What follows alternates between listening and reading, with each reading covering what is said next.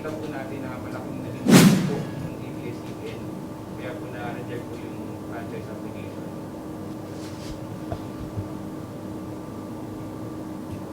The violations, I think they were unable to unload the burden of proving to us that they are deserving to be granted anew with this special privilege. There are too many to be ignored.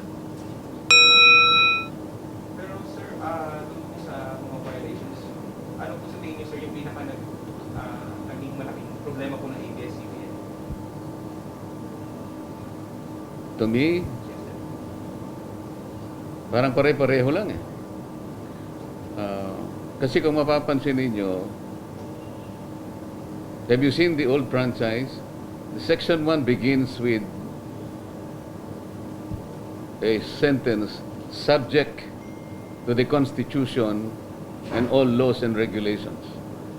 So, ang sinasabi nila kasi, maaring nakalabag kami ng labor laws, maaring nakalabag kami ng taxation, but you know, they have nothing to do with their franchise. No.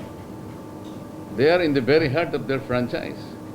They probably forgot that they invoke the Constitution and all prevailing laws in the execution of their franchise. Sir, last question from me. Sir, pwede pa po bang i-appeal yung naging decision po ng committee? No, because under our rules, I think it is Section 49 of the rules of the House of Representatives. If there is an unfavorable action to any bill or resolution by any committee, and in this case, the Congressional Franchise Committee, the same will be treated as having laid on the table. That means it is archived. Just like that, it dies a natural death. And the action that will be taken, well, according to the rules, the members will be notified in 5 days from the time that a decision was taken and telling them the reasons therefore. That's the rule. Sir, what can you say to the employees, sir? Siyempre po, malungkot sila ngayon. Many of them will be let go by the network, sir. Talagang maski kami, malungkot kami. Sino naman ang hindi malulungkot na mawalan ng trabaho yung ating mga manggagawa? Pero sa puso nila, makikita rin nila siguro na at mauunawaan nila kung bakit ganun ang naging pasya namin. Alam mo ako, hindi ako nagpasya sa sarili ko eh. Yung mga napakaraming ebidensya will be the basis on how you act on a particular issue. In my case, you know, mapansin niyo siguro na well, siguro trabaho ko talaga yon, and it's my training. It's all their documents. Wala akong sariling documents. Probably they did not know that I'm going to read them one by one. Napakahirap, ano, kasi hindi malinaw yung mga documents eh. Tons of documents. And sometimes I would sleep at 2 p.m. or 2 a.m. in the morning. Kasi kailangan kong I cannot speak and I cannot stand there na hindi ko hinima ito. That's not me. I want to see all these documents. Sir, yung may nag-express na po ng interest yung kumakar yung Committee on Good Government, imbestigahan pa po yung parang ang mga supposed violations ng ABS-CBN. Sir, ano po yung nakikita niyo po magiging happen nito? Siguro you notice that this is not a simple hearing unilaterally done by the franchise committee. Kung makikita nyo, it was a joint committee meeting because there were allegations and there were also resolutions that came in while we were taking or considering the franchise application. Makikita, ang nakita ko rito, at ito napagpasyahan na rin while we were hearing the application, there are several agencies of government that appeared to be in collusion with ABS-CBN. Number one, paano naman nangyari na nakapag-rehistro yung Big Dipper dun sa PESA? It was very frustrating for the PESA officials nung tinatanong ko na sila. They know the parameters. Kaya naman bibigyan mo siya ng tax incentives. Yung mababa. Yung first 6 years nga wala siyang tax because you wanted to attract foreign investment. You want that your country benefit from this. Kasi kung marami tayong foreign investment, and also the technology that will come in, matutulungan niya ang bansa natin talaga. Not to mention I would say, thousands if not millions of jobs to be created. That is the primary consideration. Kaya bibigyan mo siya ng tax incentives. In the particular case of Big Dipper, they cannot even tell us how many employment or how many workers did they generate. Wala. And they were selling to themselves. It was created purposely for tax avoidance. That was very, very clear. Sir, what would obtain the franchise of ABS-CBN? I mean, you were the one who unearthed many or most of the documents of the supposed alleged violations of ABS-CBN. But what would have been done, sir, to actually save their franchise and have it removed? Well, it's too late now, no? But siguro, but that was also ako inihintay ko lang sana na magpakababa sila . You know, we have 12 hearings. Makikita mo, ang isang nag-a-apply ng franchise, from day one, I've been telling them that this is a special privilege.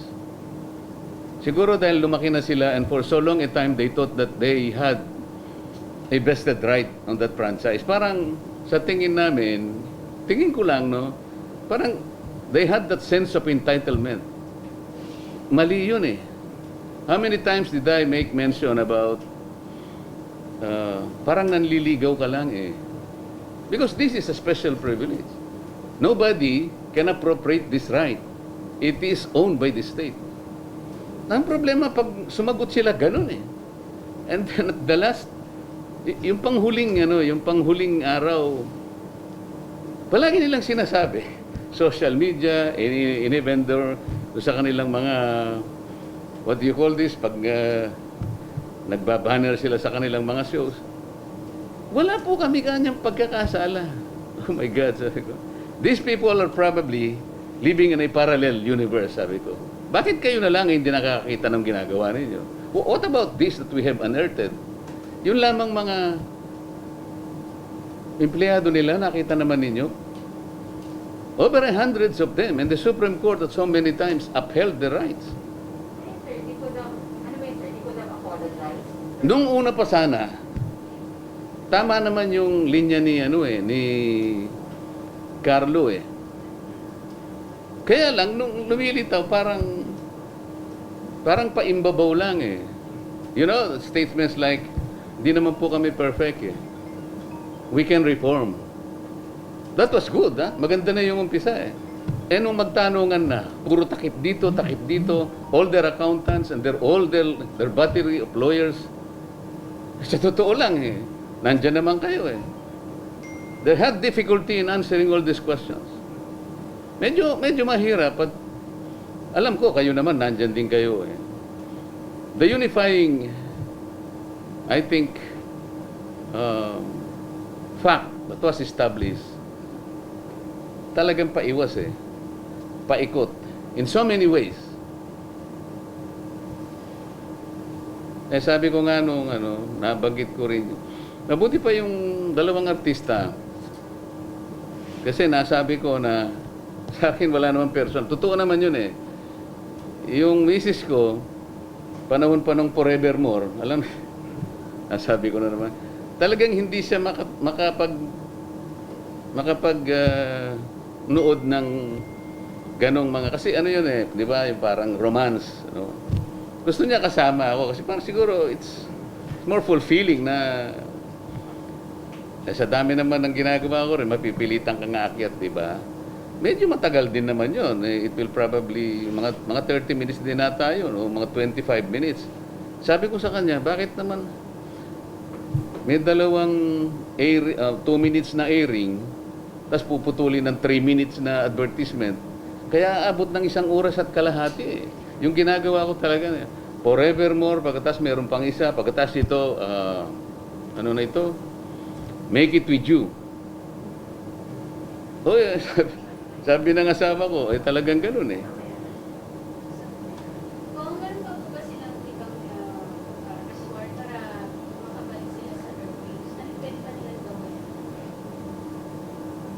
They can appeal or kailan pwede mag-file ng bill for another new franchise? I cannot speculate. It's up to them kung anong gagawin nila, di ba? But as for them filing another bill, there's no way. Kasi wala na eh. Or sa rules, sir, sinight niyo yung rules kanina. Bawal sa rules. Well, the same setup, the same organization. It was rejected. It's 70 against 11. Noong 2022 na, sir, kung sakali mang gusto nila ulit mag-apply. The same organization? Yes, sir. No. Wala rin sa 2022. Paano mo approve the same organization? It was already rejected. Sir, sa 2022, sir, sa 2022, given that there will be different sets of congressmen, sir, mas may chance ba sila doon, sir, na makapag-represent? You are assuming that the franchise will be up to 2022. Paano kung meron ng binigyan ng gobyerno? Kanino ba bibigay yun? Anong franchise pa bibigay mo sa kanya? See? Yung franchise is a finite resource. Ina-allocate ng government yon. So, kunwari, meron ngayong magtatangka o makikiusap sa gobyerno, pwede po ba kaming mag-apply? Sabi niya ganun. At nakita naman natin na deserving naman, ano? At saka ngayon, siguro, this is an eye-opener siguro. Titingnan lahat yung... Ngayon lang naman nangyari talaga na binusisi lahat yung yung sections ng Prangkisa. Dati kasi hindi masyadong tinitingnan yun. I'm not sure why. But I have to thank the Speaker, Alan Cayetano. Kasi siya naman ang nagbigay ng directive. Pinakamaganda siguro, sabi niya, na sige, busisiin na lang natin sa committee, balik ko na lang.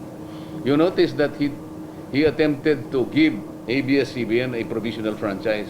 Ang nangyari lang kasi parang binaspas siya ng Abscbn o kaya ng mga kapanalig na para bang naging negative pa sa kanya yon. Kaya ang nangyari, sabi niya, o sige, gusto ko na nga tumulong sa inyo. Ganyan pa yung sinasabi ninyo sa akin. Ibalik natin sa committee. Ganun ang nangyari. Sir, so with this development, Abscbn will lose its frequencies. Is it like parang a natural consequence of Hindi sa kanya ang frequency. The frequency is the government's property. Sir, wala na rin ba yung, wala magiging na rin ba ito po yung sa Supreme Court? Pending Wala na yun because that's smooth and academic. Tama naman yung Supreme Court. Walang nanalo doon, walang natalo. Supreme Court refused to decide on the merits kasi paano mo pa i-decisionan di ba? Kasi yung pagdidesisyon ng Supreme Court dahil expired na yung franchise. The Solicitor General was questioning the franchise. Nag-expire na, sabi ng Supreme Court, hindi na namin i-dispose ito on the merits because moot and academic. That was it. Okay? Salamat sa inyo Pasensya na. Okay.